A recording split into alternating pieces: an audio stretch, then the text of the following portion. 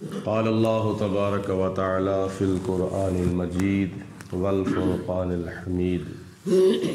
اللہ تعالیٰ کے فضل و کرم سے آج قرآن پاک کے 13ویں پارے کا آغاز ہے اور حضرت سیدنا یوسف علیہ السلام کے مختصر حالات سورۃ یوسف کی تفسیر کے سلسلہ میں بیان ہو رہے ہیں۔ اللہ تعالیٰ ارشاد فرماتا ہے وَمَا أُبَرِّئُ نَفْسِي۔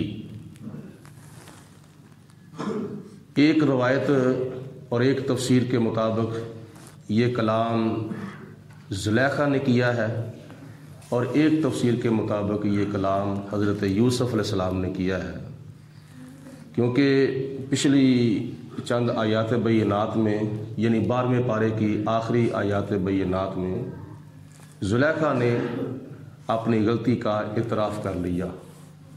تو جب کوئی اپنی غلطی کا اعتراف کر لے تو وہ اس کی طرف سے توبہ ہوتی ہے۔ تو تفسیر میں آتا ہے کہ زلیخا نے توبہ بھی کر لی تھی اور کفر کو چھوڑ بھی دیا تھا، بت پرستی کو ترک کر دیا تھا، اور حضرت یوسف علیہ السلام کا کلمہ پڑھ کے وہ مسلمان بھی ہو گئی تھی۔ ایک وقت ایسا بھی آیا کہ وہ حضرت یوسف علیہ السلام کا کلمہ پڑھ کے مسلمان بھی ہو گئی، اور پھر ایک وقت ایسا آیا کہ مصر کے بادشاہ ریان بن ولید نے حضرت یوسف علیہ السلام کا نکاح بھی زلیخا کے ساتھ کر دیا تھا۔ تو اللہ تعالیٰ ارشاد فرماتا ہے وَمَا أُبَرِّئُ نَفْسِي۔ اگر یہ کلام زلیخا کی طرف سے ہو تو زلیخا کہتی ہے کہ میں اپنے نفس کو بے قصور قرار نہیں دیتی۔ إِنَّ النَّفْسَ لَأَمَّارَةٌ بِالسُّوءِ۔ بے شک نفس جو ہے وہ بندے کو برائی کی طرف مائل کرتا ہے۔ اور یہ بھی یاد رکھیں نفس کی 3 قسمیں ہیں، ایک نفس امارہ اور ایک نفس لوامہ اور ایک نفس مطمئنہ۔ نفس امارہ وہ ہوتا ہے جو بندے کو برائی کی طرف، گناہ کی طرف راغب کرتا ہے، اور نفس لوامہ وہ ہوتا ہے کہ جب بندہ بھول کر گناہ کر لیتا ہے تو پھر وہ بندے کو نادم کرتا ہے، شرمندہ کرتا ہے، یہ تو کیا کر بیٹھا ہے، اب توبہ کر۔ اور نفس مطمئنہ وہ ہوتا ہے جو بندے کو نیکی کی طرف مائل کرتا ہے۔ تو دوسری تفسیر یہ ہے کہ اگر یہ کلام حضرت یوسف علیہ السلام نے فرمایا ہے تو جناب یوسف علیہ السلام نے بطور عاجزی، بطور تواضع فرمایا ہے کہ میں اپنے نفس کو بے قصور قرار نہیں دیتا۔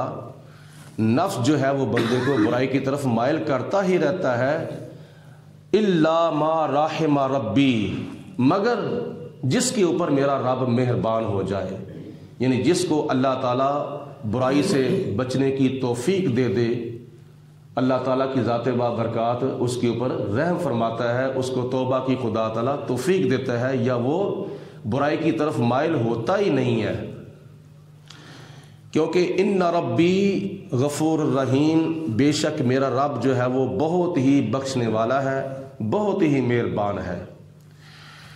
اب بادشاہ کیا کہتا ہے وقال المالک اتونی بہ۔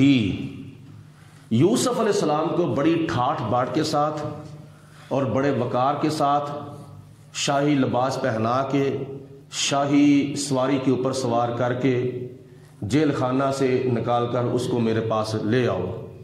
جناب یوسف علیہ السلام بڑی ٹھاٹھ باٹھ اور بڑے روب اور بڑے دبدبے اور بڑے وقار کے ساتھ اور بڑی شان و شوکت کے ساتھ شاہی لباس پہنا ہوا ہے، شاہی سواری کے اوپر سوار ہے، تو تخت مصر پر جناب یوسف علیہ السلام تشریف لا رہے ہیں۔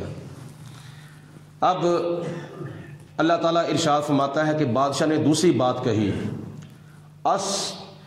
تخلفہ نفسی، میں اس کو اپنے لیے منتخب کر لوں، یعنی میں اس کو عہدہ دے دوں، اپنی جگہ پہ میں اس کو بٹھا دوں، فلما کلمہ، جب بادشاہ نے حضرت یوسف علیہ السلام کے ساتھ کلام فرمایا، تو تفسیر میں آتا ہے کہ جناب یوسف علیہ السلام نے پہلے نمبر پر عربی زبان میں بادشاہ کو سلام کہا۔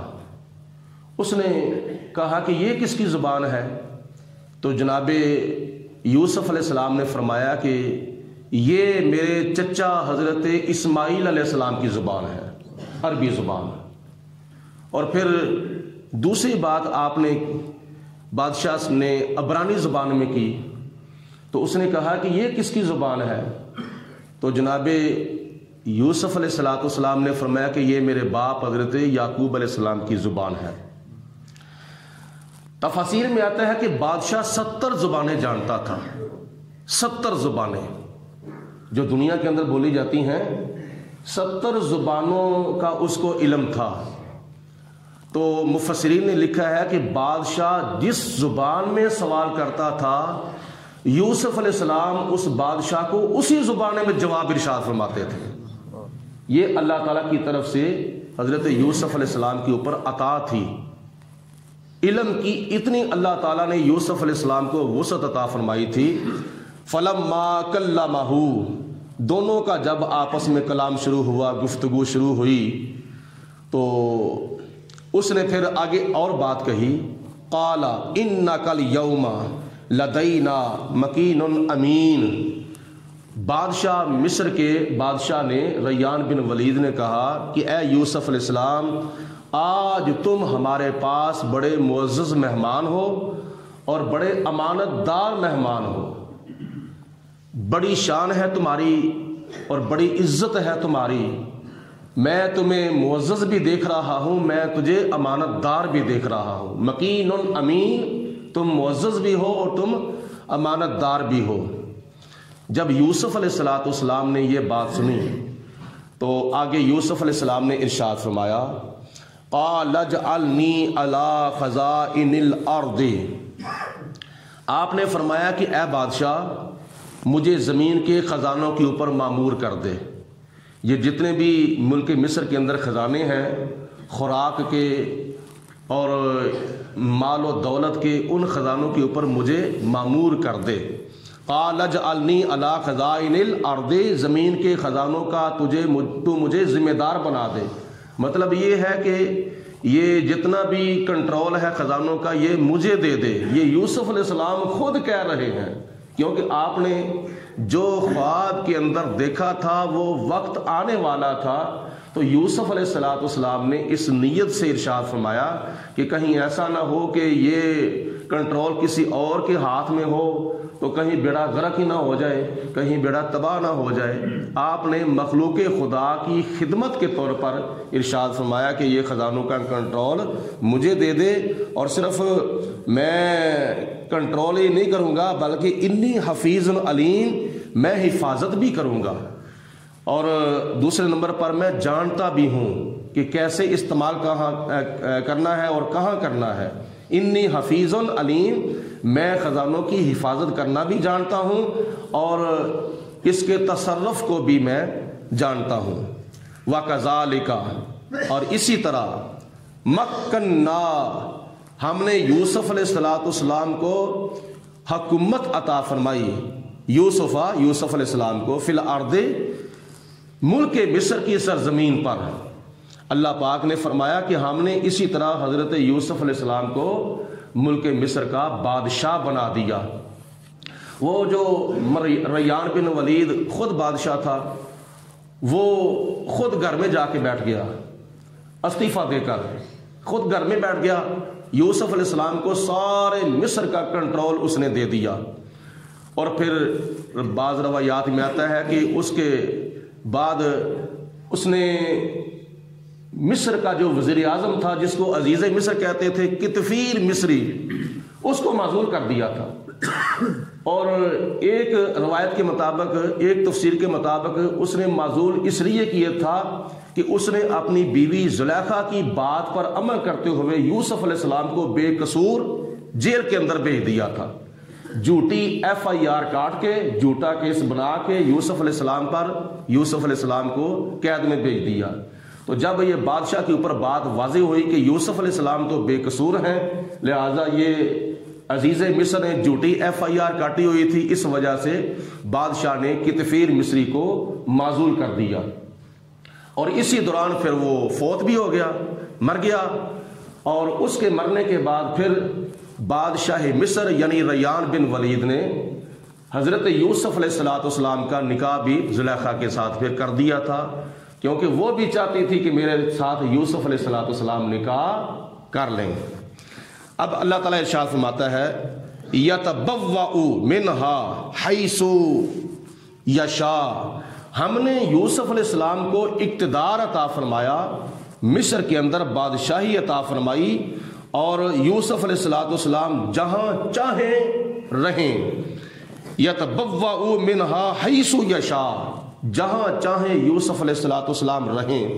نصیب برحمتنا من نشاء، ہم جس کو چاہتے ہیں اپنی رحمت سے اس کو حصہ عطا فرماتے ہیں۔ یہ بھی اللہ تعالیٰ کا یوسف علیہ السلام کے اوپر بڑا کرم تھا۔ ولا ندیع اجر المحسنین، اور اللہ تعالیٰ فرماتا ہے کہ ہم احسان کرنے والوں کا، نیکی کرنے والوں کا اجر ضائع نہیں کرتے۔ یوسف علیہ السلام نے چونکہ بہت نیکیاں کی ہیں اور اللہ تعالیٰ کی رضا کی خاطر بڑے امتحان برداشت کیے ہیں، بڑی آزمائشیں جھیلی ہیں، اور یوسف علیہ السلام اپنے باپ سے جدا ہوئے، یہ بھی اللہ تعالیٰ کا امتحان، کنویں کے اندر گئے، یہ بھی اللہ کا امتحان، قافلے والوں نے کھوٹے چاندی درہموں کے عوض خرید لیا، یہ بھی اللہ کا امتحان، اور پھر 7ویں کوٹری کے اندر گئے، یہ بھی اللہ کا امتحان، جیل کے اندر گئے، یہ بھی اللہ کا امتحان۔ بہت سے امتحان اللہ تعالیٰ کے جناب یوسف علیہ السلام نے جھیلے ہیں، تو یہ بہت نیکیاں ہیں۔ تو اللہ تعالیٰ فرماتا ہے کہ ہم نیکی کرنے والوں کا اجر ضائع نہیں کرتے، ہم دنیا کے اندر بھی نیکیوں کا اجر عطا فرماتے ہیں، آخرت میں بھی اجر عطا فرمائیں گے۔ وَلَا أَجْرُ الْآخِرَةِ خَيْرٌ، اور آخرت کا جو اجر ہے، آخرت کا جو ثواب ہے، آخرت کی جو جزا ہے، وہ دنیا کی جزاؤں سے کئی درجے زیادہ بہتر ہے، افضل ہے، اعلیٰ ہے۔ کن کے لیے؟ للذین آمنوا، جو لوگ ایمان لائے ہیں، وکانوا یتقون، اور جو متقی پرہیزگار ہیں، جو تقوی و پرہیزگاری اختیار کرتے ہیں، اللہ تعالیٰ ان کو دنیا کا بھی اجر عطا فرماتا ہے اور آخرت کا بھی اجر عطا فرماتا ہے۔ اگلا واقعہ جو ہے وہ کل انشاءاللہ تعالیٰ بیان کیا جائے گا۔ اللہ پاک ہم سب کو عمل کرنے کی توفیق عطا فرمائے۔